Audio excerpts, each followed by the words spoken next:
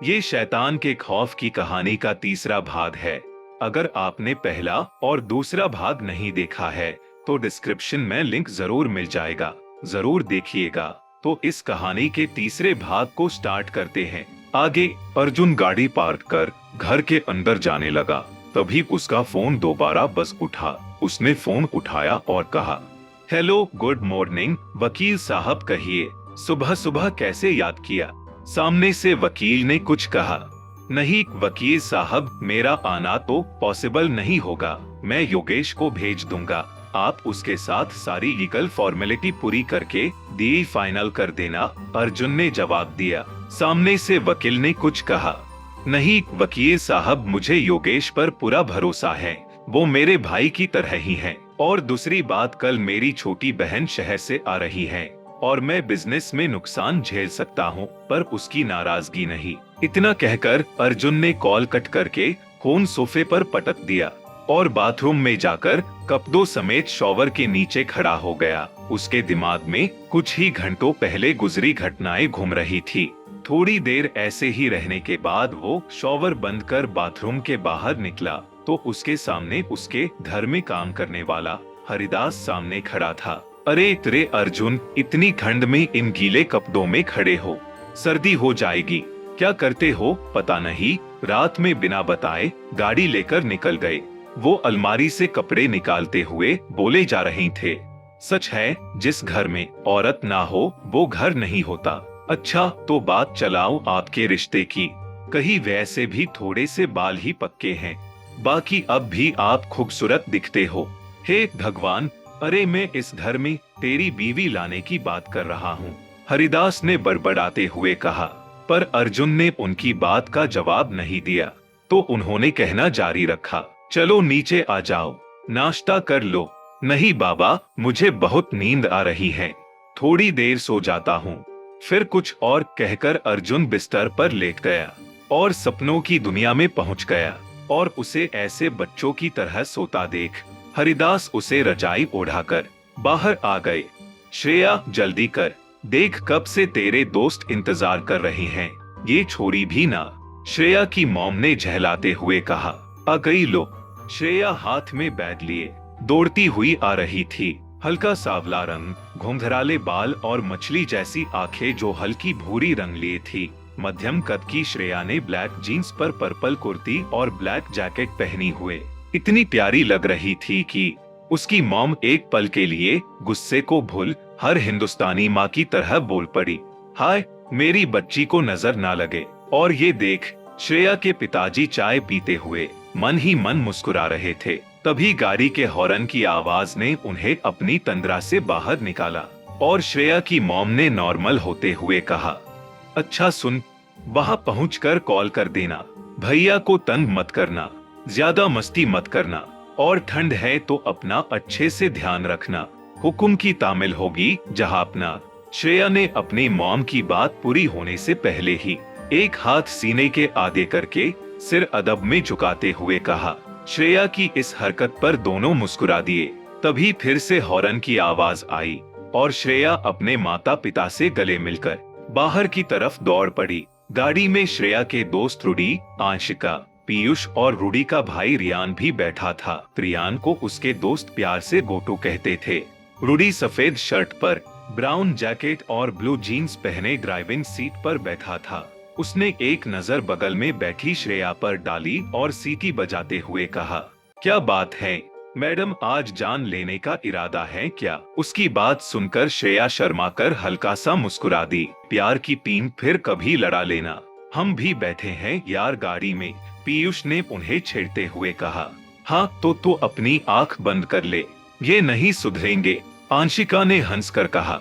अरे सुधर गए तो आशिक कौन कहेगा, रूडी ने कॉलर ऊपर करते हुए कहा। अच्छा जी, श्रेया ने रूडी की तरफ देखकर कहा। आशिक साहब को बड़ी मस्ती चढ़ रही है। रूडी ने हल्का सा मुस्कुराकर गाना शुरू कर दिया।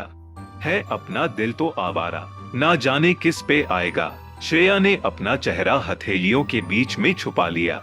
आंशिका, पीयूष और रियान भी साथ में गाने लगे।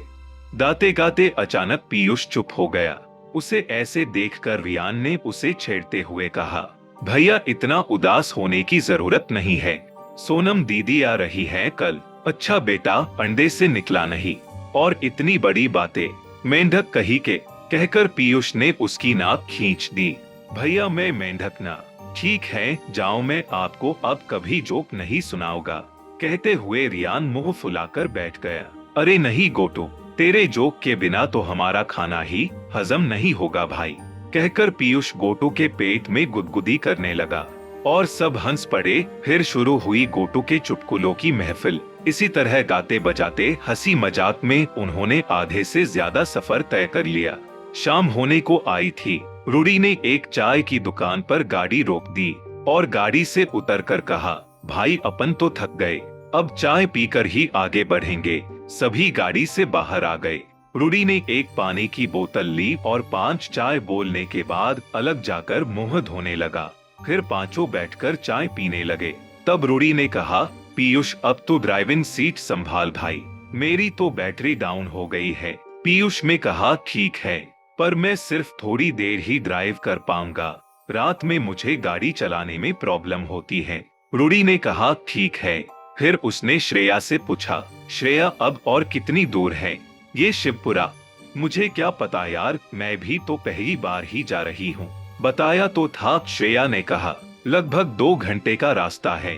आंशिका ने गूगल मैप पर देखकर कहा, सो लेट्स गो, कहकर पीयूष ने स्टीयरिंग संभाला और सभी चल पड़े अनजान मंजिल शिवपुर की तरफ। अर्जुन की आंख खुली तब शाम हो चुकी थी। वो उठकर कमरे से बाहर निकला तो सामने हरिदास चाय लिए खड़ा था। शाम हो गई, आपने मुझे जगाया क्यों नहीं?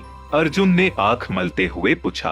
अरे तुमने ही मना किया था जगाने के लिए, हरिदास ने जवाब दिया। अर्जुन बिना कुछ कहे मुंह धोने चला गया। फिर वापस आकर चाय का कप लेकर डाइनिंग टेबल पर बैठ गया। हरी बाबा कल श्रेया और उसके कुछ दोस्त गाँव आ रहे हैं, आप कमरे तैयार कर दीजिएगा। अर्जुन ने चाय पीते हुए कुछ गंभीरता से कहा। ठीक है, हरिदास ने संक्षिप्त कर दिया। अर्जुन ने चाय का खाली कप मेज पर रखते हुए कहा, बाबा मैं गुरुजी से मिलने जा रहा हूँ, उसके बाद योगेश से मिलने मुखिया जी के घर जाना है, आने में देर हो सकती है। ठीक है, हरिदास ने जवाब दिया। अर्जुन गाड़ी लेकर निकल गया और हरिदास पीछे खड़ा सोच में गुम था। अर्जुन ने गाड़ी मंदिर के बाहर खड़ी कर शिवानंद के घर पहुंचा तो शिवानंद गांव के बच्चों को ट्यूशन पढ़ा रहे थे, पर अपने रात वाले स्वरूप से अलग उन्होंने धोती कुर्ते के स्थान पर पैंट शर्ट और स्वेटर पहने हुए थे। अर्जुन ने शिवानंद के पैर छूने के बाद पूछा, गुरुजी आज आप ट्यूशन ले रहे हैं? महेश कहाँ है? महेश बनारस गया है, वहाँ के कॉलेज से उसे सेमिनार के लिए इनविटेशन आया था। शिवानंद ने असली बात ना बताते हुए बोला। फिर अर्जुन कुछ कहना चाहता था लेकिन बच्चों को देखकर चुप हो जाता है। शिवानंद ने उसकी दुविधा को देखते हुए बच्चों को घर जाने के लिए बोलकर फिर अर्जुन को अंदर ले गए। अर्जुन को असमंजस में देख शिवानंद ने उसके कंधे पर हाथ रखकर पूछा, क्या कहना चाहते हो, खुलकर कहो। आपका विचार बिल्कुल सही था गुरुजी, वहाँ लगे शक्ति के बंधन खंडित हो रहे हैं, वो ज्यादा समय तक उसे नहीं रोक सकते, हमें कुछ करना होगा। अर्जुन ने कहा, निश्चिंत रहो, महादेव की वो दिव्य प्रतिमा जब तक वहाँ है वो वहाँ से बाहर नहीं आ सकता। हाँ, उसकी कुछ विनाशकारी तंत्र शक्तियों के प्रभाव से कुछ कुटिलता कर सकता है और उसी के निवारण के लिए मैंने तुम्हें वो अभिमंत्रित भस्म दी थी। शिवानंद ने अर्जुन की शंकाओं का समाधान करते हुए कहा। वो गुरुजी एक बात और। अर्जुन कुछ दुविधा में था कि अपनी बात कहे या ना कहे। अर्जुन को ऐसे देखकर शिवानंद ने मुस्कुराकर पूछा, निसंकोच होकर कहो। गुरुजी, वो श्रेया अपने कुछ दोस्तों के साथ शिवपुर आ रही है। अर्जुन एक सांस में बात कह गया।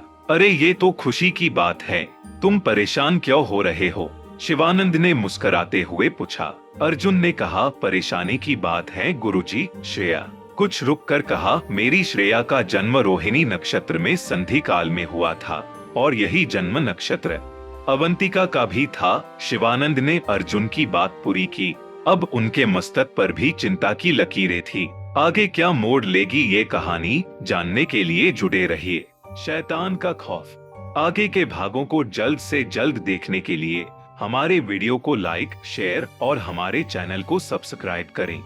Thanks for watching. तब तक के लिए अलविदा।